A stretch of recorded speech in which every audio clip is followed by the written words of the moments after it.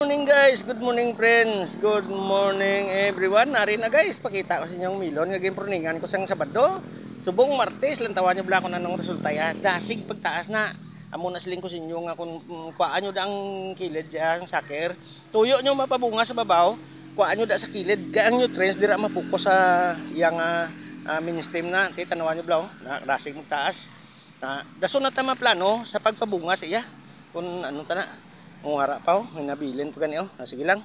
Diyan na lang na. Wari na nagwa na dayon bunga ya Kita nyo na Yan. Dasig lang. Di planuhan ta naman na pero hindi ko na papungaon dalo mas babaw. Amo nang butos lingon sinyo.